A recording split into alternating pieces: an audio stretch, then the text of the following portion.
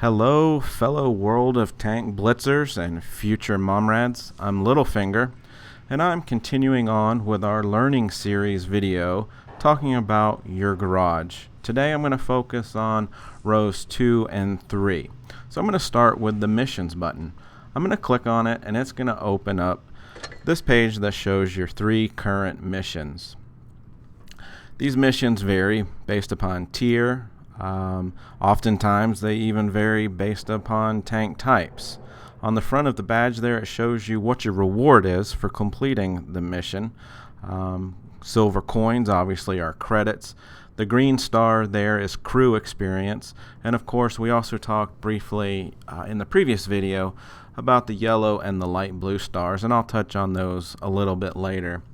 Should you get a mission that's just too difficult, you do have the option to skip, but you can only skip one mission per period without paying 50 gold coins to skip your second one if you so choose. There at the bottom it shows you when the reset is, and this is tied back to the upper right hand corner there, the 16 hours, that shows when the reset is on your 2 times experience. The ping indicator is located underneath the missions button. It shows as either green, yellow, or red.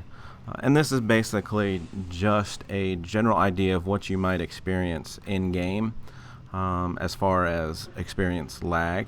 If the color is red, I would highly recommend not getting into battle until you figure out exactly what is causing the problem, because you're going to experience some lag.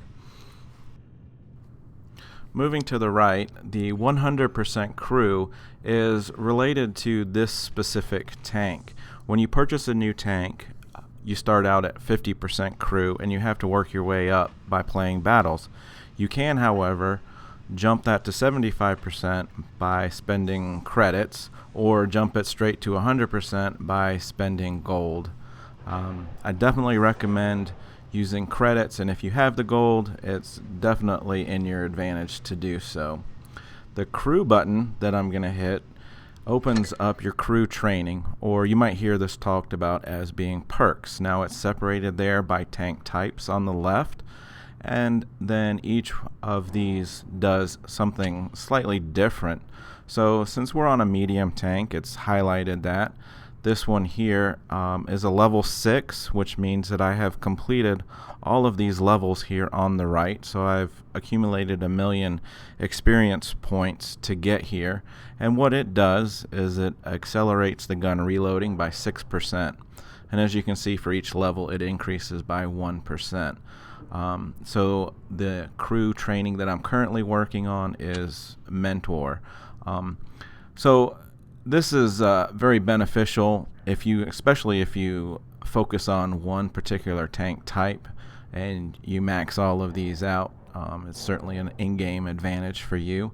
And as you can see here, don't play a lot of TD, so I'm kind of on level 4s with all of those. But I'm gradually working on completing them all. I'm going to skip over the battle button, as that is self-evident. The tank button to the right, I'm going to skip over just briefly and come back to it here in a second. The 171,000 light blue stars you see there are for combat experience, which are related to this specific tank that I've earned over numerous battles.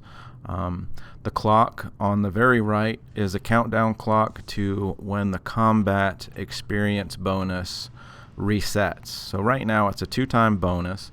And one of the things that I highly recommend if you're working on multiple tanks is winning your first battle and getting that 2 times bonus for all of the tanks that you're trying to upgrade.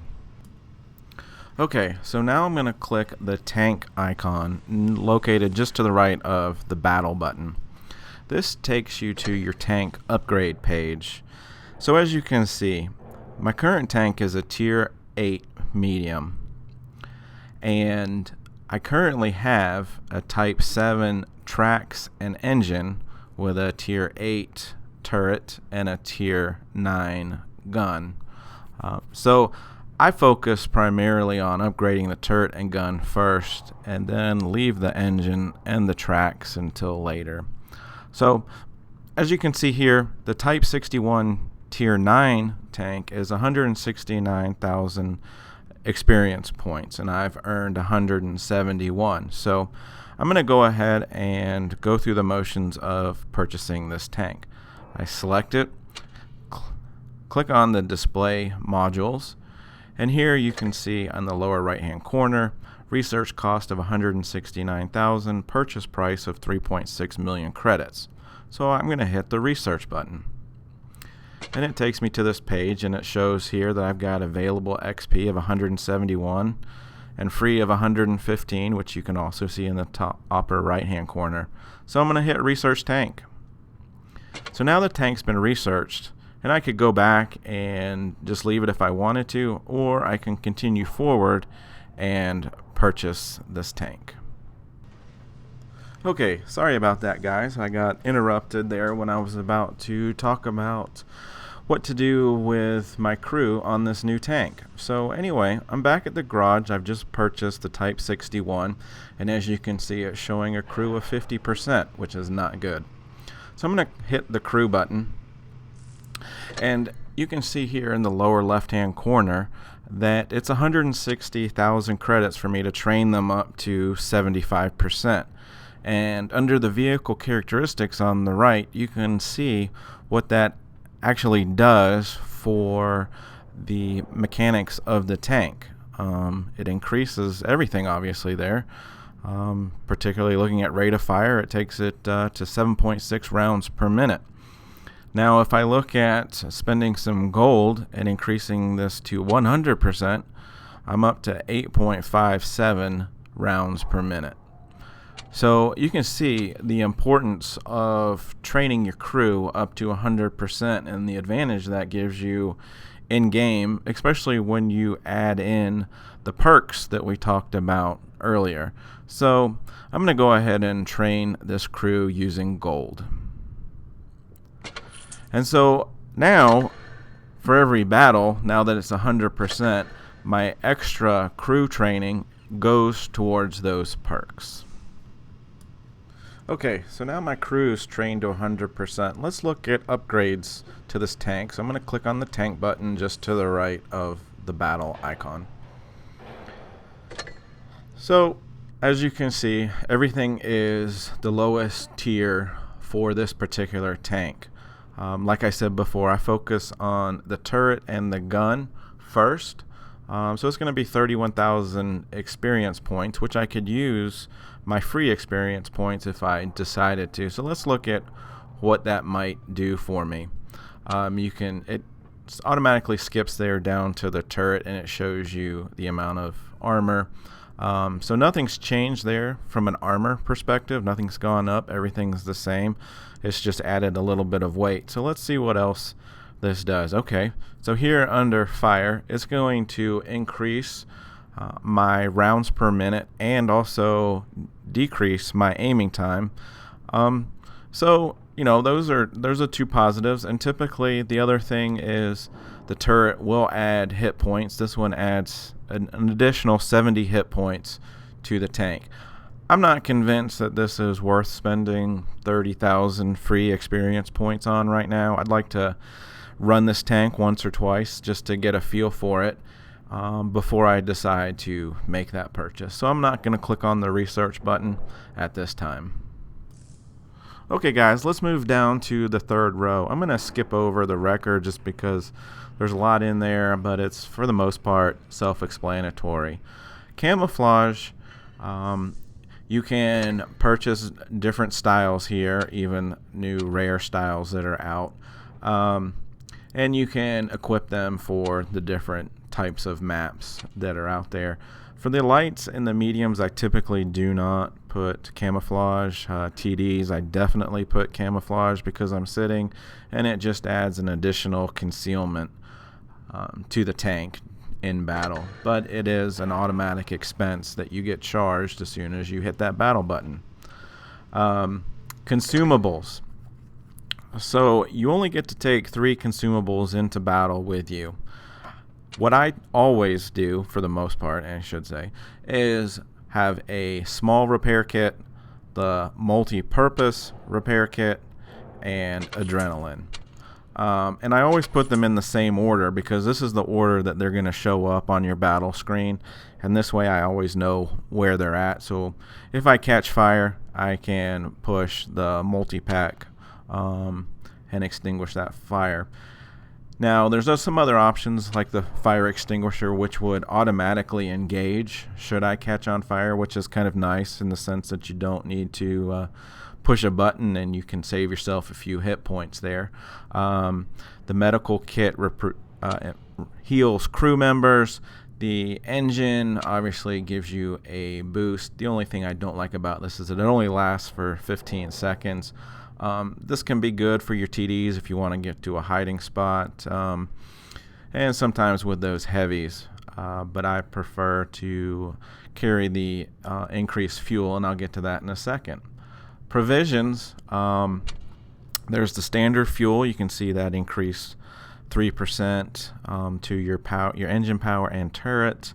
There's white rice for the Japanese crew that adds 3% to crew mastery.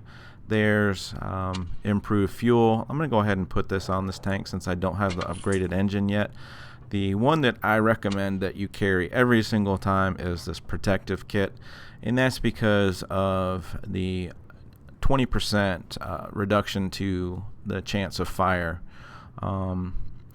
Again, these provisions that you take into battle with you are an automatic expense that you get charged immediately. So, onto the ammunition. This shows you that the standard ammo for this gun, the 90 millimeter, and then it shows you the average penetration and the average damage underneath that. Now, what I always do is I'll drop this down about 10, and I'll put in here about 10 Pramo or gold rounds, as people will call you for using this out. But as you can see, it's got an increase there of my average penetration. So if I come up against a tank that I can't penetrate with the standard AP round, I'll switch over and use heat. Now, I feel like a fool for admitting this, but I won about 7,000 battles without realizing that you can click on the gold button under purchase for the heat round and switch that over to credits. So I would much rather spend 44,000 credits on that. And it also resupplies after the battle, so you'll get charged for resupplying. So if you leave that on gold, you'll get charged gold every single time. Onto the equipment. There's quite a few choices, and I think probably the best thing for me to do is come back and do a little video on all of these. I always put the rammer that adds 10% to your loading time, so that's well worth it, because hey, that's the name of the game, is shooting other people, right? We want to do it as much as possible.